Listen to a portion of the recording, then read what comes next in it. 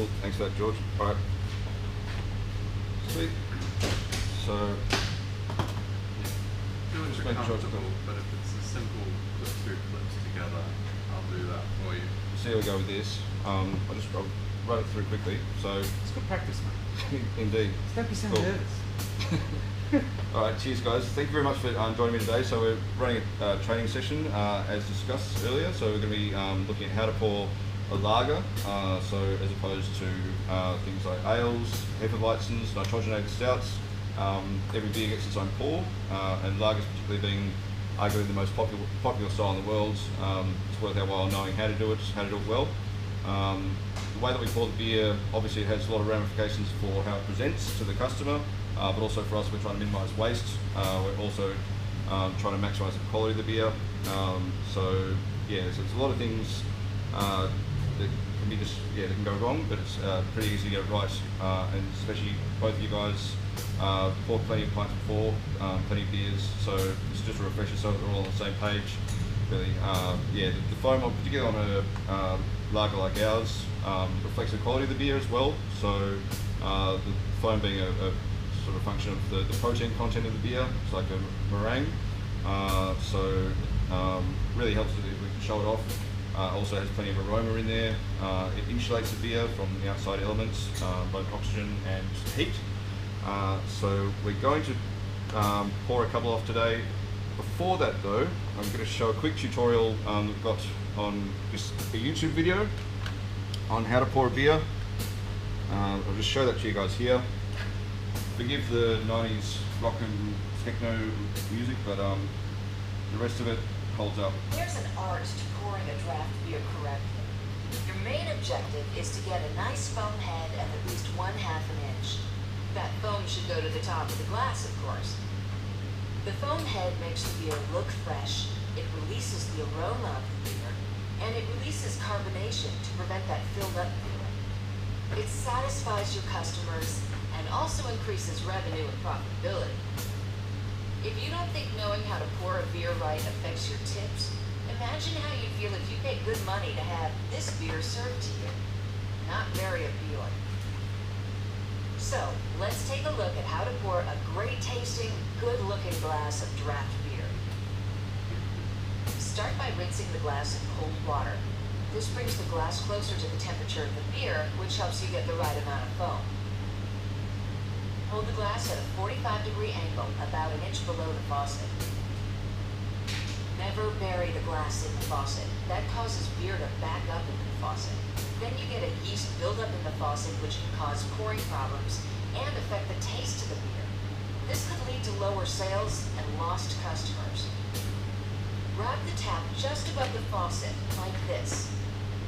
Then go ahead and open the tap all the way, not gradually, and pour directly into the tilted glass. And don't start out by pouring the beer down the drain. We sell this stuff. Finally, when the glass is about half full, straighten it out. Turn off the tap quickly. You've got it. A perfectly poured glass of beer with at least a 1/2 inch of foam. So, how does that look when it's done in one smooth motion by a pro? Let's take a look.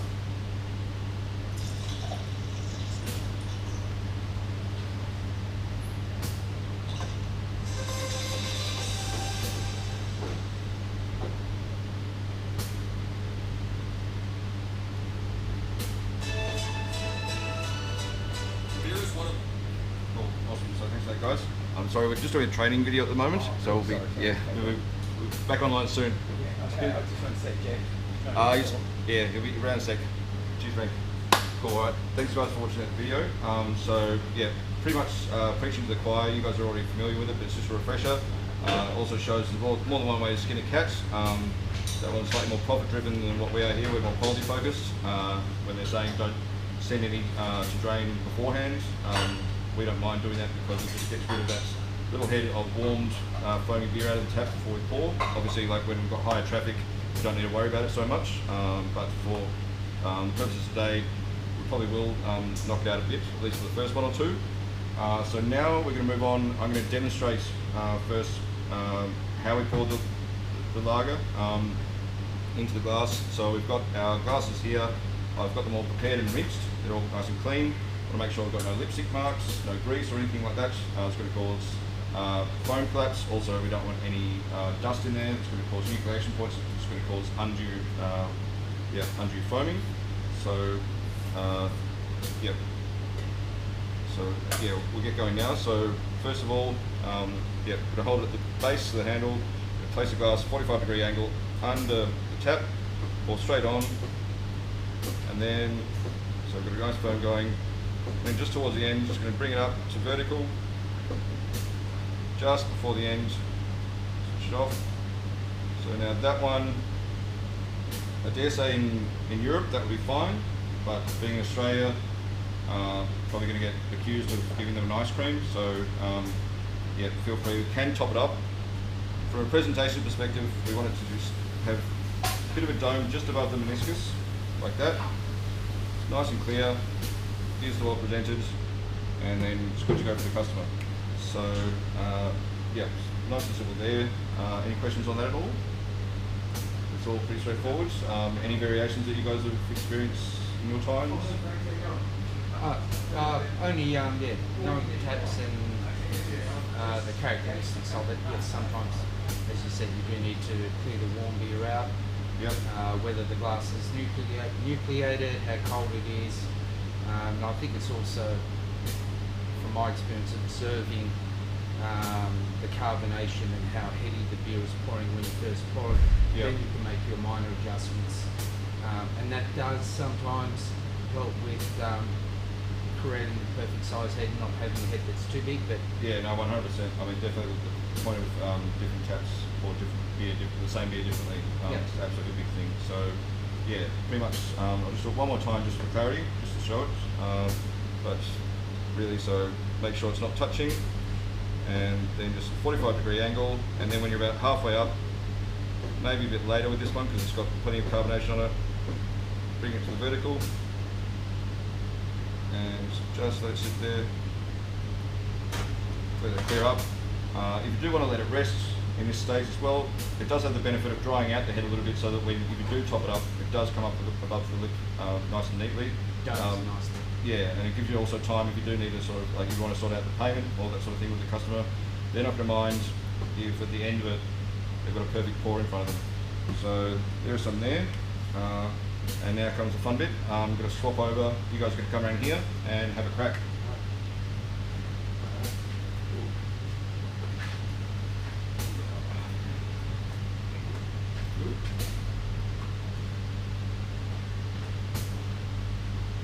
So just want to let us know what you're doing, and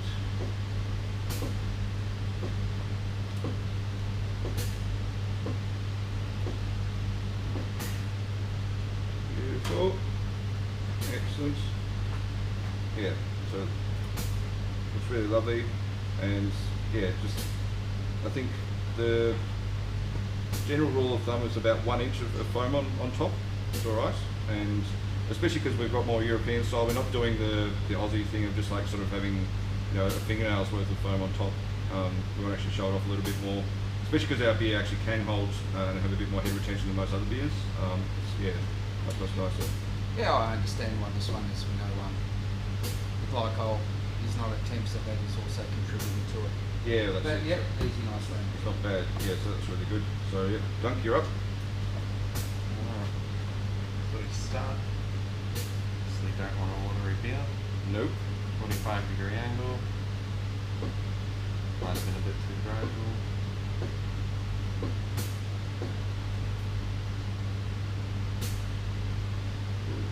And there it is. Perfect failure.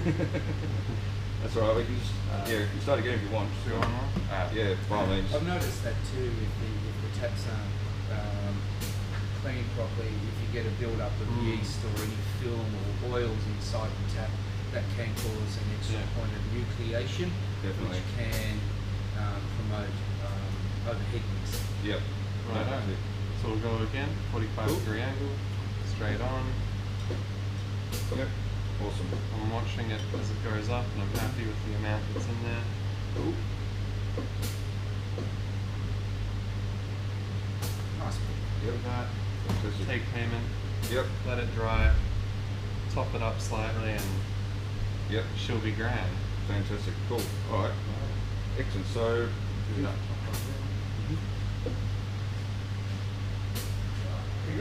Nice. Yes. Excellent. Yes. Right. Well, I think we'll do one more inch for good luck, Oh yeah. and then just basically. So what we've seen is. Yep. So we've seen that the parameters basically the difference. So we get a little bit too much if we don't deal with this tap turn on really quickly. But otherwise that seems to be alright. Yeah, it all seems to be fine. I think it's a compromise between the European and the Australian standards.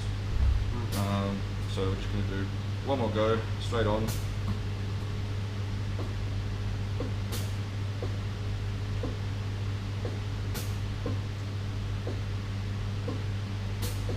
Okay, there we go, just above. Sit for a second.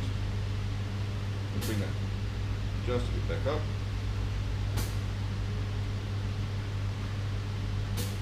Quick, like that. Alright. Now, if you guys could do one more go each, please. There we are. Start. So I'll start by rinsing the glass. Yep. Nice one.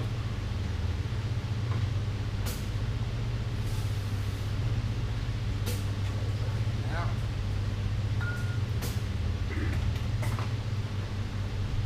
Right, freshly rinsed glass, 45-degree angle, straight on.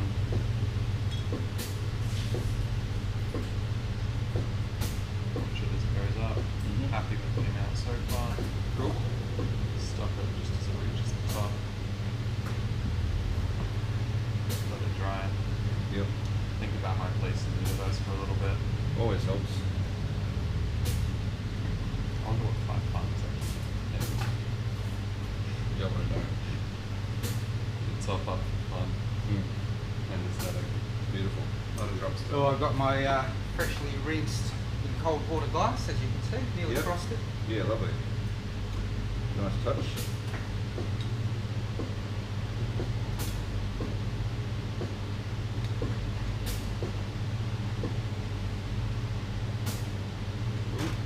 Alright. Yeah, the taste of this one is probably slightly carbonated as well. Yeah. It's also helped. Excellent. That's always good. Cool. Alright. And actually, Gonna wait a little bit more. okay. Yep. Excellent. I think in this kind of space the customers aren't going to complain if we just wait a No, little bit. the pour is more important and the presentation is key. Yep. Absolutely. You know, I want to give them any ticks, any boxes they don't tick. That's it. Cool. Beautiful. Okay. So, I think was that your pour? Yes. Yeah. All right. Sweet. Well, I think. So thank you very much, gents. Very much Thank you. appreciated. Cheers. The reason why we do this. Trust. Now, the work's not quite done, so as part of this training session, what I really appreciate now is any feedback. So from my perspective, this is a bit of a busman's holiday, obviously. You guys both have experience in bar trade, years and years of it already, and so it's just to top up our knowledge and just consolidate it. So it's unlike sort of if we have the 18-year-old coming in completely green and having to teach them the difference between this and then probably have to go into every single different beer style, be a bit more involved, a bit longer. It's a bit easier with you guys, but from a training perspective, I guess if I were to be doing that, any feedback from you guys would be appreciated. Also just in today, in terms of like, did the video help? Was it a bit redundant? Could there be any other means of learning? I mean, I think we've got visual learning, and sort of the audio visual as well. I don't know that reading anything about this would necessarily help, but correct me if I'm wrong. But yeah, so you guys got any thoughts? Not at the point of training, but as you said, if there is someone coming in that's never poured a beer before, Yep. they may not understand the training module or all the points, but at least they can be aware and they can, for example, what does it mean if my tap's got film or yeast buildup? What is nucleation? What causes nucleation? Yeah. What would be the other physical areas that would contribute to a heady bit, whether it's carbonation or the font not being chilled correctly, I think, a loose tap, snapping that handle open as well. I mean, it doesn't come naturally. Sure. Yeah. But it's a point of reference that way, and that will also, they'll be able to relate more to what you're saying, and rather than trying to remember the questions you want to think, Yep. they could possibly relate. Oh yeah. Yeah. Yeah. I think my point would be an extension of that, Yeah. like problem solving. Okay. Sort of, if it's not going the way you want it, Yep. do this, do that. I mean, that's something I learned by doing it 100 times. So. Well, that's it. I mean, like, fortunately, this is a task that we ultimately end up doing thousands of times. Yeah. In So this kind of that code. gets picked up on. Other than that, it was great. Thought it was good. Great descriptions, showing us how to do it, getting us to take a turn, and giving me the opportunity to amend the first one was. And I did like how you put us to the test afterwards to make sure we rinse that glass. Well, yes, So exactly. and it is part, so we're listening. And, Definitely. It Yeah. was a short bullet point, easy to digest. Oh, It's, fantastic. an important part of training. Yep. I mean, it's all the more easy. Yeah, we've got good learners, and obviously, in our line of work, learning by doing. There are worse things in life. Yep. All right. Cheers, guys. Thank you very, very much. Cheers again. Cheers. Much appreciated.